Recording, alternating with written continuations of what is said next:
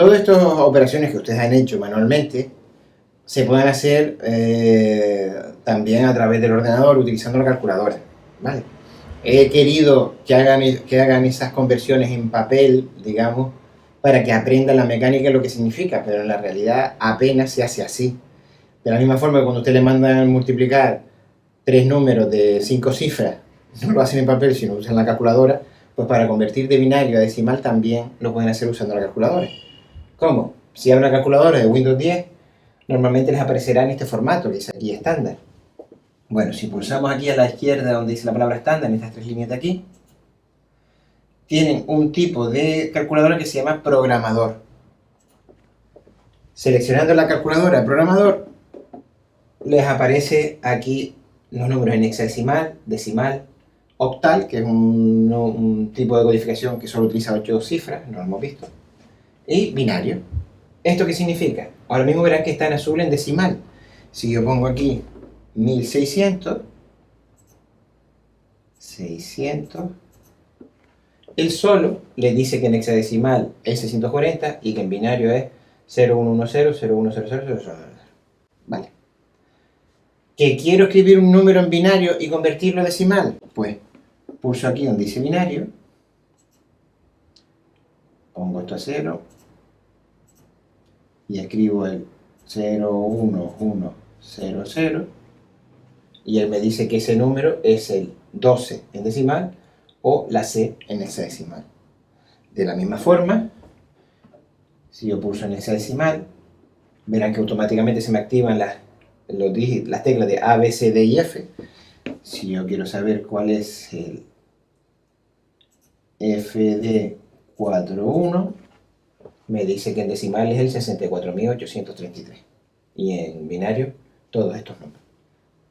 Recordar que siempre en hexadecimal nos va a dar un menor número de cifras que en decimal y en binario, y que siempre va a haber una correspondencia hexadecimal binario en grupitos de 4. El 1 es el 0001, el 4 es el 0100, la D es el 1101, la F 1111.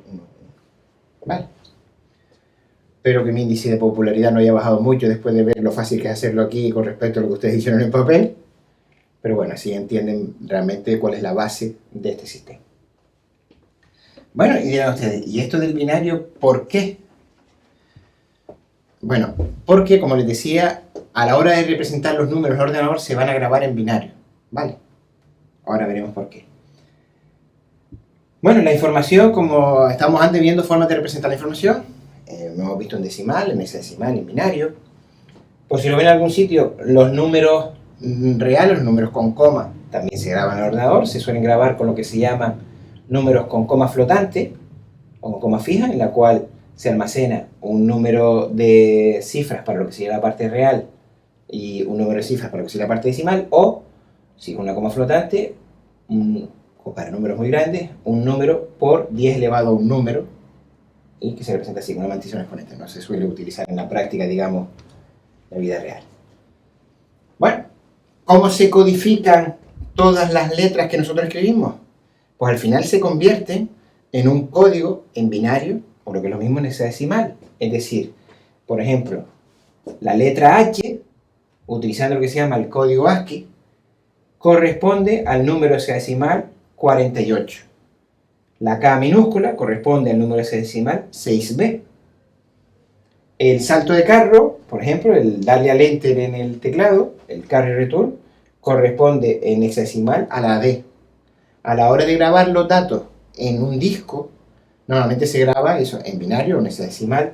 Lo que se va a grabar realmente es esto, que después a la hora de mostrarlo, utilizando esta codificación ASCII, les mostrará a ustedes en la pantalla la letra que es, pero a la hora de grabarlo en el disco, lo va a grabar con este código hexadecimal, ¿vale? Y luego ya, por complicarlo más, el ASCII es una codificación que permitía en sus primeras versiones 128 símbolos distintos, o en las siguientes hasta 256, pero con eso no da para todos los símbolos que hay en el mundo.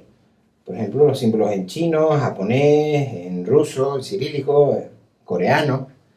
Entonces, para crear un sistema que permita almacenar todos estos códigos que hay en el mundo, hay una codificación adicional que se llama la Unicode, que permite a especificar caracteres en árabe, en ruso, en chino, etc. ¿Vale? Otro tipo de codificación de información que vemos en los ordenadores, ¿cómo se codifican los colores? La mayoría de los casos se hace con un sistema que se llama RGB, que es que todos los colores se pueden representar como una combinación de rojo, azul y verde. Por ejemplo, el amarillo es mezclar a partes iguales el rojo y el verde. ¿Vale? Como verán aquí, se representa con un número de 0 a 255 de rojo, de verde y de azul. Por ejemplo, el 255, 255, 0 es todo rojo, todo verde, nada de azul, todo rojo, todo verde, nada de azul, es este de aquí.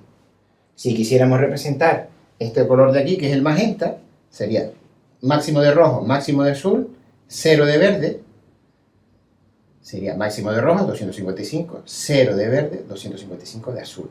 ¿Vale? Es otra forma de codificar la información de los colores. ¿Y por qué es tan importante el binario? Porque al final todo va a depender de que por un cable, con una conducción eléctrica en el ordenador, pase o no pase corriente. O pase corriente con un voltaje determinado o con otro voltaje. Si en un cable no hay corriente, se supone que está simbolizando que hay un 0. Si en un cable hay corriente, se supone que está simbolizando un 1. O, por decirlo de otra forma, si por aquí fueran 5 voltios y por aquí 10, pues 5 significa un 0, 10 significa un 1, ¿vale? Ya eso depende de cómo esté codificado la circuitería de esto, pero básicamente lo que quiero que se entienda es que nos vamos a basar en dos estados, apagado o encendido. Apagado significará el 0, encendido significará el 1. Es, para que nos entendamos, de forma similar a lo que es el Morse. El Morse se basa en punto y en raya.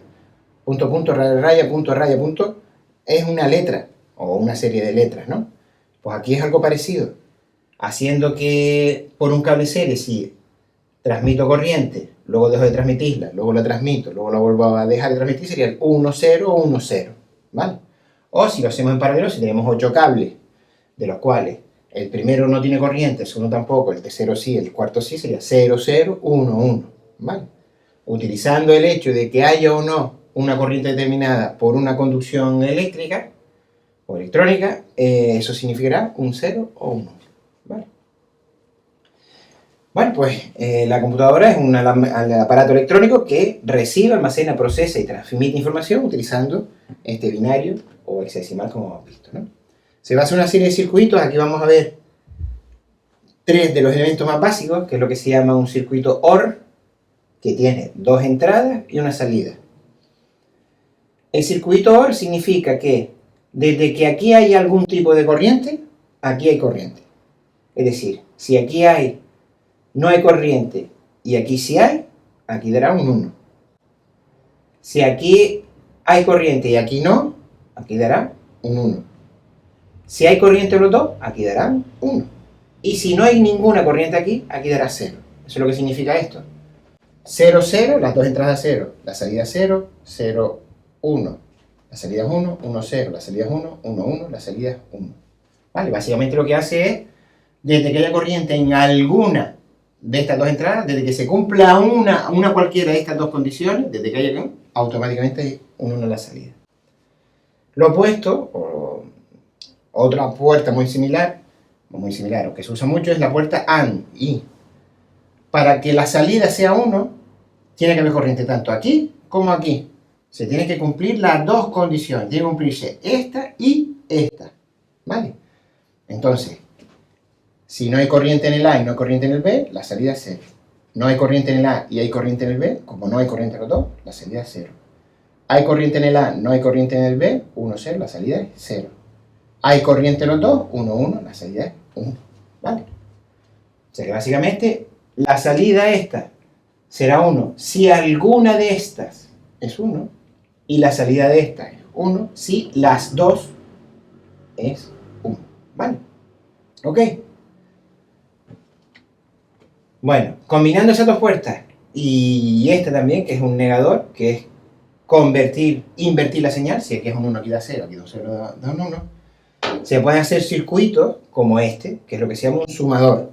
Un sumador es que aquí ponemos una cifra, un 1 o un 0, y aquí nos dará cuál es el resultado final. ¿Y cuántas nos llevamos? ¿Vale? Se supone que el carrín es lo que nos llevamos de la suma anterior, sumamos dos sumas en dos en binario, aquí nos da el resultado, y lo que nos llevamos para el siguiente dígito.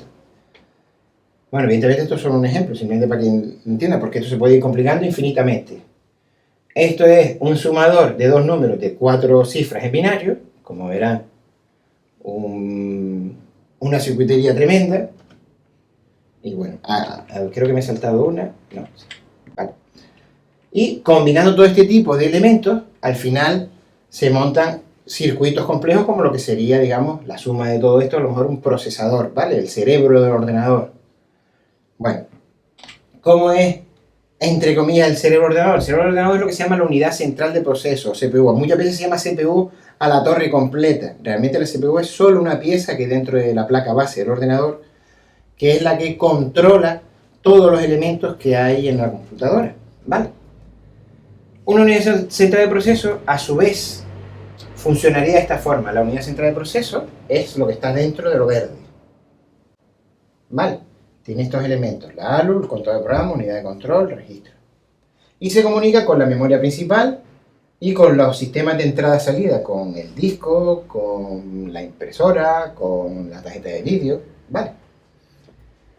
Está conectado a un reloj que va dando tic de reloj cada X milisegundos, ¿vale? Y cada uno de esos X milisegundos significa que esta unidad está haciendo una operación. Vamos a suponer que la operación fuera coger de la memoria dos números y representarla en la pantalla. O a lo mejor en el primer ciclo se coge el primer número, cuando pase el siguiente milisegundo se coge el otro número, cuando pase el siguiente milisegundo se hace el cálculo, cuando pase el siguiente milisegundo se saca la pantalla, ¿vale? Un ejemplo muy simplificado, muy burdo, pero para que se entienda lo que significa esto de la frecuencia de reloj. A pasos de reloj se van haciendo las operaciones. Hay operaciones que duran varios pasos de reloj. A lo mejor recuperar una serie de números, pues dura 16 pasos de reloj. Pues espera 1, 2, 3, 4, lo que sea, hasta que eso esté listo. ¿Cómo funciona la CPU? Pues básicamente va a seguir un programa que estará almacenado en algún lado. Habrá un contador de programa que va diciendo, vamos a ejecutar la orden número 1, la leerá, en base a eso, la unidad de control tomará la decisión de si hay que hacer algún cálculo, lo mandará a la unidad aritmético-lógica, si hay que hacer una salida por pantalla, lo mandará al sistema de entrada-salida, si hay que recuperar un dato de la memoria, lo mandará a recuperar de la memoria principal, ¿vale? La unidad de control es la que va a ir siguiendo la orden que está puesta en este contador, primero la 1, luego la 2, luego la 3, luego la 4, y realizando las operaciones que sean necesarias, operaciones matemáticas que sean necesarias, utilizando esto que se llama la unidad aritmético-lógica, ¿vale? O sea que básicamente, por resumir, la CPU lo que hace es, siguiendo determinados impulsos de reloj, la unidad de control irá siguiendo las instrucciones del programa e irá haciendo los cálculos que corresponden utilizando la unidad aritmético-lógica, comunicándose con la memoria y con los otros elementos de entrada-salida del ordenador. Lo que hemos visto es la unidad aritmético-lógica, es la que se encarga de hacer operaciones, sumas, restas, multiplicaciones, divisiones, etc. La unidad de control es la que dirige el funcionamiento de todo el sistema, va ejecutando las instrucciones que vengan en el programa y controla el acceso a la memoria o a la entrada-salida. El reloj controla la velocidad de ejecución. Evidentemente, si los tics de reloj fueran cada segundo, solo se puede hacer una operación cada segundo. Si los tics de reloj es un milisegundo, se puede hacer una operación por cada milisegundo. Por eso, cuanto mayor sea la frecuencia de ese reloj, más rápido va a trabajar ese ordenador. Entonces, normalmente eso se controla en megahercios, que un megahercio es 1.000.000 de veces por segundo, ¿vale? Con lo cual, un procesador, teóricamente hablando un poco simplificado, un ordenador que tenga un procesador a 2 megahercios significa que puede hacer 2 millones de operaciones por segundo. Un procesador que tenga un reloj de 3 megahercios significa que puede hacer 3 millones de operaciones por segundo, ¿vale? Los registros son almacenamientos temporales muy rápidos, es donde él va almacenando los resultados temporales para dar el resultado final. A lo mejor si tiene que sumar 4 o 5 números, va sumando uno, se va sumando los dos primeros, lo graba en ese almacenamiento temporal, para sumar el tercero, lo graba en ese almacenamiento temporal, para sumar el cuarto, etc. Y los buses son los canales de comunicación entre esa unidad central de proceso y el resto de elementos del ordenador. ¿Cómo funciona una instrucción, un seguimiento de un programa? Bueno, pues se hace de esta forma. La unidad central dice, bueno, voy a leer cuál es la siguiente instrucción del programa. Voy a la memoria y dice, la siguiente orden del programa es esta. Una vez que la ha recuperado la memoria, la interpreta. Esta instrucción me dice que sume 3 más 4. Si fuera falta, hace una lectura adicional de datos, porque a lo mejor la operación es lee de disco tal información. ¿Vale? Procesa esos datos, realiza la suma o realiza el cálculo que tenga que realizar y escribe el resultado en algún lado, en la memoria o lo saca por pantalla o lo que fuera, ¿no? Con lo cual las instrucciones, básicamente los tipos de instrucciones que hay normalmente son 3: la de hacer un cálculo, la de transferir los datos de entrada-salida y la de ruptura de secuencia, que es ir haciendo saltos dentro del programa, ir a la siguiente instrucción o a la instrucción que hay un poquito más adelante. Bueno, clasificación de ordenadores. Bueno, pues por su finalidad hay de uso genérico y de uso específico. De uso genérico que puede ejecutar cualquier programa, es como un computador normal, cualquier ordenador de ustedes se considera uso genérico, aunque hay otros que son de lo que se llaman de uso específico, específico para cálculo numérico, por ejemplo, o para operaciones con sistemas de cálculos estelares, cosas de este estilo, ¿no? Y por su capacidad de cálculo, pues hay de superordenadores a microordenadores. Vamos a ver un poquito de historia del PC. Y bueno, los primeros a nivel, digamos, de la calle, a nivel de las casas, los primeros ordenadores aparecen entre los 70 y los 80, ¿vale? Los primeros que yo recuerdo que se vieron por aquí, por estos lares, fueron el Spectrum ZX, el Commodore 64, el Atari 800, equipos que había que conectar a la tele, que en vez de, no tenían discos, sino utilizaban un sistema de cinta. Yo tuve cuando era joven, hace muchos años, y bueno, permitían hacer pequeñas operaciones, algunos juegos, algunas cositas, muy sencillos, con unos pequeños procesadores de texto. Luego, a partir del año 81, la cosa ya se empezó a disparar. Apareció lo que se llamó el PC, el IBM PC, basado en un procesador que era el Intel 8088 y que tenía unos canales de comunicación de 16 bits. ¿Qué es un canal de comunicación de 16 bits? Pues básicamente se comunicaba por unos cables que tenían 16 hilos, con los cuales cada ciclo podía comunicar un número en binario de 16 cifras, ¿vale? 16 posiciones, ¿no? Y ya empezaba a tener forma, más o menos, de lo que hoy entendemos por un ordenador: el monitor, la torre, el teclado, ¿no? Todo conjunto. A partir de ahí, pues fueron surgiendo nuevas y mejoradas versiones, como el IBM XT, que ya tenía un disco duro interno. El PC no tenía disco duro, sino funcionaba solo con disqueteras, con disquetes de los grandes, aquellos que eran de 5,4. Bueno, pues salió el IBM AT con el procesador 8286. Los primeros procesadores, después del 88, fue el 8086, luego el 8286, 8386, 8486. En el 82 sale el primer PC clónico, en el 87 el PC2, en el 88 los clónicos se habían expandido muchísimo y tenían más mercado que los equipos originales de IBM o de otras casas. Durante muchísimo tiempo ha habido un predominio de las, entre comillas, marcas blancas, aunque realmente los mayores vendedores de PC del mundo siguen siendo casas como Dell, HP, Acer o Lenovo. Estos son ahora mismo los 4 fabricantes que mayor cantidad de PCs producen ahora mismo en el mundo, ¿no? Las partes de un ordenador, digamos, desde fuera, como las entendemos hoy en día, pues son la pantalla, el teclado, el ratón y la torre, ¿vale? Sin que esto sea obvio para que puedan haber más, como la impresora, un lector externo, un disco duro adicional. ¿Cómo es una torre por dentro? Después veremos en un vídeo, vamos a coger una torre, la vamos a abrir y vamos a ver los componentes que tiene dentro. Pero básicamente si la abrimos vamos a tener una cosa bastante parecida a esta, que es un chasis metálico, dentro del cual hay una placa en el fondo, que es lo que se llama la placa base, ¿vale? Dentro de la cual estará el procesador. Este es un equipo bastante viejo. Este es el procesador, que está ahí insertado en la placa. ¿Y con qué se comunica el procesador? Se comunica con la memoria, que la tenemos aquí, también dentro de la placa. Se comunica por circuitos impresos en la misma placa. Estos de aquí son tarjetas de expansión, son para añadir elementos que no tiene la placa, como por ejemplo la tarjeta de vídeo, la tarjeta de sonido, ¿vale? Cualquier otra cosa que queramos añadir a la tarjeta gráfica, a la placa madre, simplemente se van insertando aquí y tenemos por aquí la salida, ¿vale? Por ejemplo, si este equipo no tiene tarjeta de sonido, a lo mejor esto es una tarjeta de sonido que aquí se enchufan los auriculares, por poner un ejemplo, ¿vale?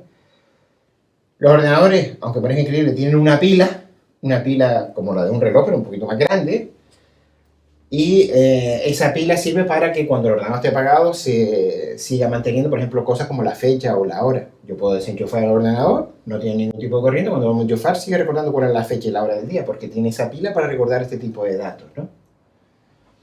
Tiene una fuente de alimentación, que es donde se enchufa el cable que va a la corriente por la parte trasera. De esta fuente de alimentación va a haber un cable a la placa base, para que coja corriente la placa base, al disco duro, a la lectora CD-ROM, a la disquetera, ¿vale? Y por último, pues aquí, esto sería la parte delantera del ordenador, aquí hay una lectora de CD, aquí hay una disquetera, cosa que ya no se ve, para leer disquete, y aquí hay un disco duro, que es donde se almacena la información. Como verán, está todo bastante hueco, no está todo muy apelotonado. Normalmente una de las cosas que suele sorprender cuando alguien no ha visto una torre y la abre por primera vez es que hay muchísimo hueco, muchísimo aire dentro. Uno esperaba encontrar algo más denso, ¿no? También se hace así por cuestiones de ventilación. El procesador, como ejecuta las operaciones tan rápido, el material de que está hecho se va calentando mucho. De tal forma que si no lo refrigeramos, el ordenador se acaba quedando colgado.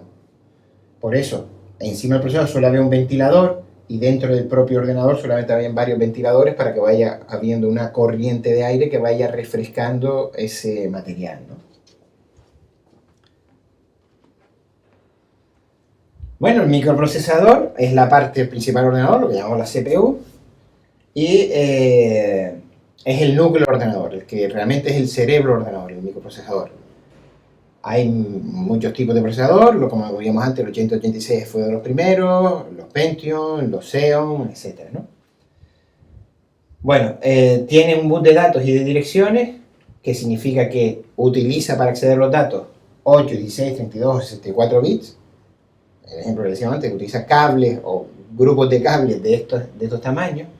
Y de direcciones para acceder a la memoria, o 20, 24, 32. Funciona siempre en base a la frecuencia del reloj. Con un reloj más rápido, procesará las órdenes más rápido. Cuanto más megahercios tenga el microprocesador, se supone que más veloz es, ¿vale? Bueno, es importante el tema de la disipación térmica. Lo que decía, si hace mucho calor, si hace muchas operaciones, el procesador se acaba calentando y cuando se calienta empieza a mal funcionar o se queda colgado a la máquina, etc., ¿vale? Bueno, aquí tiene una serie de características técnicas que verán si quieren más detalles. Hay una documentación adicional que yo les dejaré al respecto. Pero aquí, como cosa importante, tenemos una cosa que dice aquí, los cores o núcleos. ¿Qué es esto de los cores o núcleos? Inicialmente venía un solo procesador que hacía todas las operaciones, ¿vale?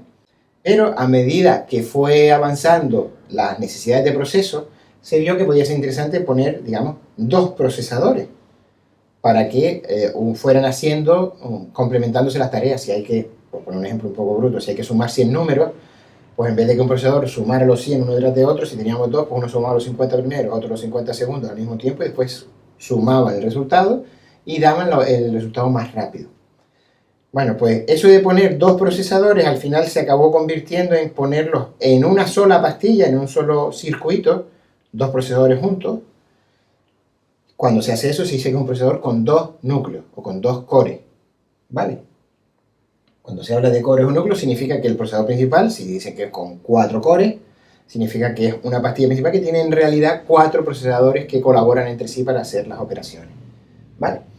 Y cuando se habla de hyperthreading, significa que es un procesador que puede hacer, entre comillas, dos cosas al mismo tiempo. Va ejecutando dos tareas simultáneamente. Igual que con el Windows, ustedes pueden abrir dos programas simultáneamente. Cuando se dice que se hace hyperthreading, cuando un procesador es capaz de atender varias tareas al mismo tiempo de forma simultánea, ¿no? Modelo de procesadores, pues todos estos, no se los tienen que aprender de memoria ni saberlo, simplemente conocer que cuanto más abajo esté en esta lista, más nuevo es y evidentemente será más rápido. Los primeros eran, que serían por estos lados, el 8086, luego el 286, 386, 486, Pentium, Pentium 2, Pentium 3, Pentium 4, Pentium 10, Core Duo, etc. ¿Vale? La placa madre es lo que veíamos en el dibujo anterior que estaba pegado en la parte del fondo, ¿vale? Y es el elemento sobre el cual se inserta el procesador. Y es el que va a ser normalmente de elemento de comunicación entre todos los sistemas que tiene el equipo. Por ejemplo, aquí en este caso, aquí va un procesador, va el procesador, en este caso es un procesador AMD, aquí se pone el procesador con un ventilador normalmente encima. Aquí se ponen los módulos de memoria, siempre están en la placa base del ordenador para que la comunicación entre procesador y memoria sea la más rápida posible. Aquí tenemos los zócalos de expansión, en los cuales se insertan todos los elementos que yo quiera ampliar en ese equipo. Por ejemplo, a lo mejor yo quiero conectar a un equipo de música específico porque voy a hacer un estudio de grabación. Pues nuevamente compraría una tarjeta específica para hacer grabaciones de sonido, una tarjeta de sonido profesional, la insertaría aquí y la salida la conectaría a la mesa de sonido o a lo que quisiera, ¿no? Aquí viene el bloque de salidas típicas del ordenador. La tarjeta de vídeo, la tarjeta de red, la salida de vídeo HDMI, la salida de sonido, ¿vale? Todo esto aquí, que también viene integrado en la placa. Y luego hay una serie de conectores, como estos, o estos, que son para conectar, por ejemplo, al disco duro, ¿vale? Aquí no hay ningún disco duro, aquí no hay, el disco duro está metido en el chasis en otro lado, pues habrá que comunicar la placa base con el disco duro, pues se conecta mediante esto, ¿vale? Si nuestra torre tiene las típicas lucecitas de cuando se ve que se accede al disco duro o que el equipo está encendido o apagado, también de uno de estos de una de estas posiciones de la placa base saldrá un cablito que va ahí a hacer que esa luz se encienda o se apague, ¿no? ¿Vale? Otro ejemplo de placa base, en este caso es más antigua, también lo mismo, aquí va el procesador, aquí va la memoria, aquí es donde se conecta la fuente de alimentación para que haya corriente en toda esta placa. Estos son los zócalos de expansión, estos son los cables que se conectan al disco duro, el disquete, aquí está la pila, aquí están las salidas que vienen integradas en la placa, el puerto USB, el teclado, la impresora, etc. Bueno, todos esos componentes que les he dicho están aquí detallados. Estos de aquí son unos enlaces que si pulsas en ellos en la presentación que tienen también en el material, podrán acceder a una ampliación sobre formatos y esquemas de placas base. Como decíamos, en la placa base está el sitio donde se inserta el procesador. En un momento determinado, los slots se ponían apretando para colocar el procesador. Luego surgió uno que se llama de presión nula, que era nada más que colocarlo y bajar una palanquita. Y bueno, hay diferentes formas de insertar el procesador. Aquí también tienen detallado, si quieren ampliar esa información, picando en ello, les aparece información adicional. ¿Qué son los slots de expansión? Pues los slots de expansión tenemos la placa base y dentro de la placa queremos añadirle características adicionales que no trae esa placa base, como por ejemplo una mejor tarjeta de vídeo para comunicar de forma más rápida con un monitor o porque queremos poner 3-4 monitores, o una mejor tarjeta de sonido si queremos conectar una mesa de sonido profesional, cosas de este tipo. Tarjetas dedicadas para comunicar con sistemas de cálculo complejos. Pues en la placa base tiene que haber una serie de slots de expansión que históricamente tenemos todos estos. Lo mismo, cuanto más abajo, más nuevo, mayor velocidad. Los más viejos eran NISA, que se comunicaban con 8 bits y tenían una velocidad de transferencia pues relativamente corta. Y los nuevos tienen velocidad de transferencia hasta 1 gigabit por segundo, ¿no? Y hoy en día, normalmente, una placa base que no tenga tarjeta gráfica integrada tiene que tener el slot AGP para poner la tarjeta gráfica y tendrá conectores PCI o PCI-X, PCI Express, ¿vale? Aquí tenemos algunos modelos de modelos de extensión. Este bastante antiguo, tenía las tarjetas ISA e ISA y las PCI. Y aquí, por ejemplo, vemos cómo es un slot AGP para tarjetas de vídeo, un slot PCI normal y dos slots PCI Express de diferentes tamaños, diferentes tipos. Conectores internos, bueno, pues la placa base tiene también una serie de conectores para conectarse al panel del procesador, donde se encienden las luces de la torre, donde se encienden las luces de que está encendido, que está encendiendo el disco duro, puerto serio paralelo para las impresoras antiguas, para las unidades de disco, floppy, IDE, para los puertos USB, ¿vale? Estos son los conectores más típicos que suele haber en un ordenador. Puerto serie, este es bastante antiguo porque todavía tenía los puertos PC2 para teclado y ratón, que ya hoy en día no se usan, sino que usan solo los USB. Puerto paralelo, que era el que se usaba para las impresoras antiguas, ya tampoco se usa. Tarjeta de red para conectarlo a la roseta de la pared, donde tenemos la conexión a internet o al router. Y entradas y salidas de audio para altavoces, micrófonos, etc. Bien, estos son los conectores de alimentación. Habíamos dicho que hay una pieza dentro de la torre que se llama la fuente de alimentación, que es donde nosotros enchufamos el cable que va a la pared. Pues de esa pieza, de esa fuente de alimentación, sale una serie de cables que van a ir conectados a la placa base, al disco duro, etc. Y normalmente, para conectarse a la placa base, si es muy antiguo, tendrá un conector de este tipo. Si es algo más moderno, uno de este tipo. Y esta es la fuente de alimentación. Aquí es donde ustedes enchufan el cable que va a la pared, aquí donde encienden o apagan esa fuente de alimentación, y aquí los diferentes conectores que hay para conectar a la disquetera, al disco duro, a lo que sea, ¿vale? Aquí tienen diferentes tipos de conectores y para qué es cada uno. Esto simplemente es un poco saber que existe y cómo funciona, ¿no? No se les va a preguntar nunca cuál es el tipo de conector ATX o el que sea para conectar, ¿no? Básicamente que sepan cómo funciona, ¿no? ¿Cuáles son las características de una fuente de alimentación? Pues tiene una potencia normalmente entre 250 y 700 vatios. Tiene unos sistemas de protección, en teoría, ante subidas de tensión de la entrada, y protege también, que hace que estabiliza la salida para la placa, para que no se estropee nada por una subida de tensión eléctrica. Tiene que tener también un sistema de refrigeración. Tiene todo un ventilador para que se vaya refrescando y normalmente es el principal generador de ruido acústico. Cuando encienden el ordenador, lo que más se oye normalmente es el ventilador de la fuente de alimentación, que está funcionando, dando vueltas, y eso, pues quieras o no, produce ruido al pasar el aire por el mismo, ¿no? Bueno, cuando hay problemas con la fuente de alimentación, normalmente lo que acaba pasando es que el equipo no se enciende. Tú pulsas y no acaba arrancando. Bien, porque el equipo no transmita la electricidad a los diferentes elementos del ordenador, o bien porque el mismo no sea capaz de arrancar, ¿no? Bueno. Otro elemento del ordenador, pues la memoria principal también, súper importante. El procesador va a trabajar siempre con datos que tengan la memoria principal.